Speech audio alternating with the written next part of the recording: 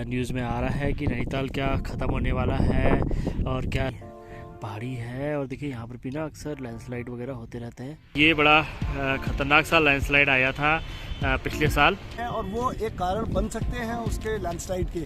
वहाँ एक बिल्डिंगें बनी थी कुछ बहुत। तो आज है 10 जनवरी और दिन है मंगलवार का।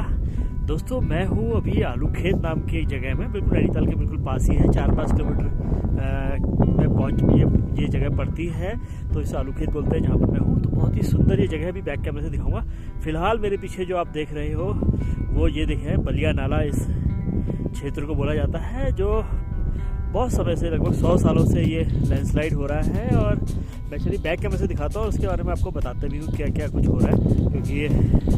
क्योंकि आज का जो मेरा टॉपिक है वो यही है, क्योंकि आप न्यूज़ में देख लेंगे, बहुत न्यूज़ में आ रहा है कि नैनीताल क्या ख़त्म होने वाला है और क्या इसका हाल भी जोशीमठ की जिस तरह होगा। तो आज थोड़ा सा मुझे भी अपने अखबार के लिए काम मिला है कि थोड़ा सा ये फ़ोटो खींच के लानी है अलग अलग जगह की, जहाँ जहाँ पर लैंडस्लाइड हो रहे हैं। तो मैं सबसे पहले आया हूँ इस जगह पे आलू खेत में, क्योंकि मुझे याद था कि यहाँ से ये देखिए नैनीताल से ऐसे घूम के पूरा आना पड़ता है और बहुत ही सुंदर ये जगह है। तो मुझे याद था कि इस जगह से बिल्कुल सामने से जो है ये लैंडस्लाइड वाला पूरा दिखाई देता है। तो इसकी फ़ोटो खींचने के लिए मैं इस जगह पे आ गया ताकि आप लोग अच्छे से देख पाएँ। तो देखिए दोस्तों, ये जो सामने लैंडस्लाइड देख रहे हैं ये लगभग 100 साल से भी ज़्यादा पुराना है और बलिया नाला इसको बोला जाता है। तो उस समय ही अंग्रेज़ों के समय में ही यहाँ पर जो था मकान बनाना बिल्कुल बैन था, लेकिन उसके बावजूद आप देख रहे होंगे कि कितने सारे यहाँ पर मकान बने हैं। देखिए, और आज़ादी के बाद तो मुझे लगता है कि यहाँ पर बिल्कुल बाढ़ आ गई थी। हालांकि ये जो ऊपर वाला जो एरिया आप देख रहे हैं, मैं ऐसे उंगली से दिखाऊंगा, ये वाला जो आप देख रहे हैं तो ये अभी हाल में ही पिछले कुछ सालों में ही ध्वस्त हुआ है। और यहाँ पर जो लोग रहते थे उनको ये आप नीचे ये घर जो देख रहे होंगे, ये देखिए नीचे ये जो घर है यहाँ पर बना के इनको बसाया गया था। तो कुछ इस तरह का है। और नैनीताल में बहुत सारी जगह और भी दरारें आई हैं और ये हालांकि ये बहुत पुरानी है दोस्तों, तो ये बिल्कुल नई है और इसका ट्रीटमेंट का कार्य बहुत जल्दी स्टार्ट होने वाला है। अभी कुछ दिनों पहले की न्यूज़ में था कि इसके लिए सब उसकी तैयारी सारी पूरी हो गई है, उसका ट्रीटमेंट किया जाएगा ताकि ये जो है आगे को ना धंसे। तो जल्दी ये सही हो जाएगा। ऐसा नहीं है कि सरकार काम नहीं कर रही है, गवर्नमेंट काम कर रही है, प्रशासन काम कर रहा है, तो जल्दी ये भी ठीक हो जाएगा। उसके बाद हम लोग चलेंगे दोस्तों, एक लैंडस्लाइड और हो रहा है हनुमानगढ़ी, ये वाली साइड में है। ये देखिए, ये हल्द्वानी को जो रोड जा रही है इसके पीछे वाली साइड में। तो अभी उधर भी लेके चलूँगा आपको और दिखाऊंगा कि वहाँ किस तरह से लैंडस्लाइड है वाला एरिया के दो जो है, ये मुझे अच्छे से पता है कि ये वाला और हनुमानगढ़ी वाला ये बहुत पुराना अंग्रेजों के समय से ही लैंडस्लाइड होते हुए आया, कोई नया नहीं है। तो इसके बाद वहाँ को चलेंगे। अभी फ़िलहाल मैं आपको दिखा दूँ कि मैं किस जगह पर हूँ। तो दोस्तों ये बहुत ही सुंदर जगह है, इसे आलू खेत बोलते हैं। तो थोड़ा सा ये भी दिखा देता हूँ लगे हाथों, क्योंकि बहुत ही सुंदर जगह है और यहाँ से बहुत सारे अच्छा व्यू आता है। तो चलिए मैं पहले थोड़ा सा एक मंदिर है वहाँ की तरफ लेके चलता हूँ आपको। ये देखिए, ये आलू खेत का मंदिर है और मंदिर से बहुत ही खूबसूरत व्यू है दोस्तों। ये देखिए सामने ये हल्द्वानी वाली जो लिकुट वाली साइड है ये आप देख रहे हैं जो, और इस तरफ देखिए भवाली वाली साइड है, इस तरफ को भवाली अल्मोड़ा जाते हैं और ये वाली साइड है नैनीताल। तो बहुत ही सुंदर व्यू है। और दोस्तों जो मुझे जानकारी है उसके हिसाब से सबसे बड़ा नैनीताल में जो आसमान है सबसे बड़ा दिखाई देता है, इसी जगह से दिखाई देता है कि बहुत ही खुला हुआ है। इतना खुला हुआ नैनीताल में कहीं पर भी नहीं है। तो देखिए कितना सुंदर लग रहा है ये बादल, बहुत ही सुंदर। तो चलिए दोस्तों अब हनुमानगढ़ी की तरफ लेके चलता हूँ आपको मैं। तो दोस्तों इसके बाद मैं आ गया हनुमानगढ़ से नीचे चील चक्कर बैंड पे और यहाँ से आपको दिखाऊँगा मैं। ये देखिए, ये है हनुमानगढ़ी की पीछे वाली पहाड़ी और ये राजभवन के पीछे वाली पहाड़ी भी से कह सकते हैं। नीचे बाईपास वाली रोड की तरफ ये जाती है, देखिए सामने। तो यहाँ पर भी आप देख रहे होंगे ये भी बड़ी पुरानी पहाड़ी है और देखिए यहाँ पर भी ना अक्सर लैंडस्लाइड वगैरह होते रहते हैं। ये देखिए, ये हनुमानगढ़ी पीछे वाली पहाड़ी है और यहाँ पर भी लैंडस्लाइड देखिए इस तरह से लैंडस्लाइड होते रहते हैं यहाँ पर। ये बड़ी कच्ची पहाड़ी है, जैसे कि आपको पता है कि बलिया नाले वाली पहाड़ी थी, तो उसी तरह से ये भी बड़ी कच्ची पहाड़ी है। और पहले जो था नैनीताल के जो घर होते थे कि पहले जो नैनीताल के घर हुआ करते थे वो यहीं की जो मिट्टी है, इस पहाड़ की जो बजरी है बड़ी अच्छी मानी जाती है। तो यहाँ से ही इसी की बजरी से नैनीताल के पुराने जो घर हैं वो बने थे। लेकिन अंग्रेज़ों ने जब देखा कि ये पहाड़ी है, इसकी समय सीमा समाप्त हो चुकी है, मतलब इसकी स्थिति अब ज़्यादा अच्छी नहीं है, ये पहाड़ ख़त्म होने वाले हैं, तो उन्होंने यहाँ से बजरी ले जाने पे बैन लगा दिया था और यहाँ पर बसावट के लिए बिल्कुल मना किया गया था। तो देख सकते हैं यहाँ पर कोई भी बसावट नहीं है, तो यहाँ पर जान माल की हानि का होने का कोई खतरा नहीं है। अगर इसी तरह से बलिया नाला की तरफ भी नहीं होता तो वहाँ पर भी ऐसे कोई नुकसान वाली बात नहीं होती। लेकिन अभी तो वहाँ बहुत सारे मकान हैं, तो उसका ट्रीटमेंट होना बड़ा ज़रूरी है और उसका ट्रीटमेंट होना भी है। तो देख सकते हैं इसके पास में ये हल्द्वानी वाली रोड है दोस्तों। और अब मैं आपको दोस्तों लेके चलता हूँ मॉल रोड वाली तरफ, और मॉल रोड में भी हम देखेंगे कि वहाँ पर भी जो है लैंडस्लाइड कहाँ पर की तरफ हो रहा है, तो उस तरफ भी चलते हैं हम लोग। तो चलिए मॉल रोड की तरफ चलते हैं। तो हनुमानगढ़ी से मैं आ गया हूँ तल्लीताल की तरफ, और तल्लीताल से आपको दिखाता हूँ सामने की तरफ। देखिए सामने ये जो है सबसे ऊंची चोटी नैनीताल की है, इसको चीना पीक या नैना पीक के नाम से जाना जाता है। तो यहाँ पर भी दोस्तों पिछले साल में दरारें देखी गई थी, हालांकि बहुत ज़्यादा गहरी तो नहीं थी, लेकिन दरारें थी इसमें भी। तो यहाँ पर भी थोड़ा हल्का हल्का लैंडस्लाइड होते रहता है कि ये भी अब चट्टान जो है देखा होगा आपने बिल्कुल सूखी हुई है। हालांकि फॉरेस्ट के द्वारा इसमें बड़ा अच्छा काम किया गया है, तो अब कुछ घास भी मतलब कुछ हरियाली इसमें दिखाई देती, बहुत सारे पेड़ हो गए हैं। और ये भी जो है पहले समय से ही इसमें भी बिल्कुल कुची बनाना बैन था, और अभी भी बैन है। तो ये जो जगह है ये भी थोड़ी डेंजर जोन में है। तो इसके अलावा चलिए आगे भी एक जगह और है, मैं मॉल रोड की तरफ लेके चलता हूँ, फिर वहाँ से आपको मैं दिखाऊंगा कि कौन सी जगह है वो। इसी के अलावा दोस्तों तल्लीताल में अगर आपको बताऊं तो ये जो आपने जगह देख रहे थे, यहाँ पर भी पिछले साल दरारें देखी गई थी। हालांकि इसका ट्रीटमेंट कर दिया गया है, तो अभी ये दरारें तो भर दी गई है, लेकिन यहाँ पर भी दरारें आई थी। दोस्तों ये मैं पहुँच गया हूँ मॉल रोड में, और मॉल रोड में दिखाता हूँ देखिए सामने की तरफ आपको। तो ये देखिए, ये सामने आप देख रहे होंगे पाषाण देवी मंदिर के बिल्कुल बगल में ये बड़ा ख़तरनाक सा लैंडस्लाइड आया था पिछले साल। अभी इसका ट्रीटमेंट स्टार्ट हो रहा है।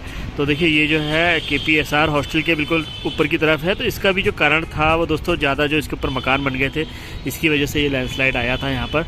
तो ये भी बहुत बड़ा लैंडस्लाइड था, और इसकी वजह से मॉल जो ठंडी सड़क है कई महीनों तक बंद रही, करीब आधे साल तक लगभग बंद रही है। उसके बाद ये से अभी टेम्प्रेरी खोला गया है वैसे पैदल चलने के लिए, लेकिन ये है डेंजर है ये भी, तो इसका भी जल्दी से जल्दी ट्रीटमेंट होना चाहिए।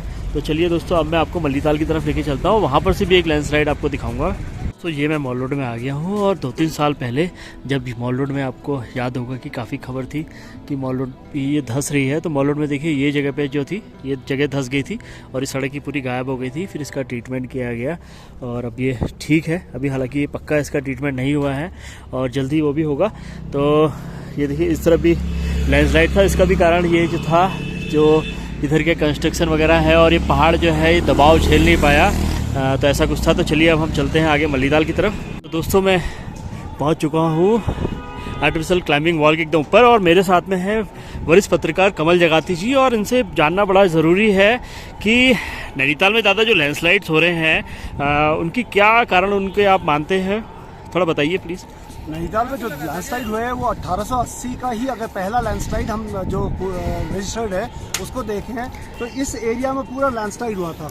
हाँ। 1888 में इसकी एक सर्वे हुई थी, जिसके बाद ये मालूम पड़ा था कि अत्यधिक जल भराव एक जगह में वो जल स्रोत फूटा था और उसकी वजह से लैंडस्लाइड हुआ था। तो नैनीताल में जो विदेशी थे ब्रिटिशर्स ने यहाँ नाले बनाए थे, जिसमें उन्होंने 62 नाले और 10 उप नाले बना करके शहर में चारों तरफ जो कैचमेंट एरिया है जिसका पानी झील में आता है, उसको पानी की निकासी के लिए पूरा एक झील तक पहुंचाने के लिए नाले बनाए थे। तो वो तब से अब तक बहुत सुरक्षित रखा है नैनीताल शहर को। लेकिन बलिया नाले में वही जो जल है उसने जल कटाव करके भूमि को स्लाइड का एक कारण बना दिया और भूमि सरकते गई वहाँ। तो जो भूमि ये अपना बलिया नाला का लैंडस्लाइड है वो उस कारण है। तीसरा जो हमारे इधर हुआ था DSB के पीछे, वो भी अत्यधिक बोझ की वजह से हुआ था, जो बाकी जगह भी बोझ बढ़ रहे हैं और वो एक कारण बन सकते हैं उसके लैंडस्लाइड के। वहाँ एक बिल्डिंगें बनी थी कुछ बहुत भारी, जिसकी वजह से लैंडस्लाइड हुआ था। उसको भी हालांकि उन्होंने बाद में ट्रीटमेंट के साथ रोक लिया गया। लेकिन नैनीताल में ऐसा एकदम एकाएक कोई खतरा तो नहीं है, लेकिन जैसे अनियंत्रित घर बनाए जा रहे हैं, रातों रात घर बिना किसी टेक्नोलॉजी के तैयार किए जा रहे हैं, बिना किसी कॉलम बीम और टाई बीम्स इसके बगैर कर रहे हैं, वो एक खतरा बन सकता है। तो हमारे को पहले से हम लोग जैसे नैनीताल के लिए एक बातें हमारे लिए कही जाती थी कि नक्शे पास कराओ, घर बनाओ। हमने नक्शे लगाए लेकिन कभी पास नहीं हुए, और जो रात को इलीगल बनाता है उसके नक्शे उसके घर बन जाते हैं, उसको नक्शे की ज़रूरत नहीं पड़ती। तो हम यही सरकार से हम वो करते हैं, प्रार्थना करते हैं सरकार से कि जब हम नक्शे लगा रहे हैं पास करने के लिए, आप हमें तरीका बता दीजिए कि इस तरीके से बनाओ, हम बनाएंगे। लेकिन हमारे बच्चे अब कहाँ रहेंगे, उनके लिए कोई बढ़ने का कोई चांस ही नहीं बन रहा है। हमारे पास एक ही कमरा था, अभी भी एक ही कमरा है, और आगे को उनकी शादी होगी तो भी एक ही कमरा होगा। हम कहाँ जाएंगे बताइए। लेकिन अवैध वाले आराम से बना रहे हैं। अगर हम वैध चल रहे हैं तो हम फंस रहे हैं, और हम अवैध बनाते हैं तो लोग ये कहेंगे कि अपना अवैध बना रहा तब नहीं देख रहा। बिल्कुल सही कह रहे हैं। तो दादा ये बताइए कि जैसे कि आजकल बड़ी चर्चा है, बहुत सारे न्यूज़ चैनल्स में है कि नैनीताल का जो हाल है वो भी जोशीमठ की तरह होने वाला है। इस पर आप क्या कहना चाहेंगे? जी, जोशीमठ के साथ अगर कंपैरिजन करें, जोशीमठ में तो हाइड्रो प्रोजेक्ट्स वगैरह आए हैं, टनल्स वगैरह बन रही हैं, जिस कारण से वहाँ जो अंडरग्राउंड जो लैंड के अंदर से बहुत सारे उन्होंने प्लांट करी हैं चीज़ें, उससे ऊपर का लैंडस्लाइड हुआ है। तो नैनीताल में ऐसे डायरेक्टली तो कोई खतरा मुझे नहीं दिखता, और न ही किसी जियोलॉजिस्ट से हमने जो बात करी तो उसमें कभी ऐसा दिखता है। यहाँ इतना तो फ्रेजाइल नहीं है लैंड, इतना कमज़ोर नहीं है हमारे वहाँ, लेकिन खतरा तो खतरा ही है। और लैंडस्लाइड का अत्यधिक बोझ कोई भी चीज़ का, या पानी का कहीं पर ठहराव, ये दोनों चीज़ें खतरा बन सकती हैं लैंडस्लाइड की। तो मकानों के अलावा अगर आप गाड़ियों के ज़्यादा बोझ को भी वजह मानते हैं?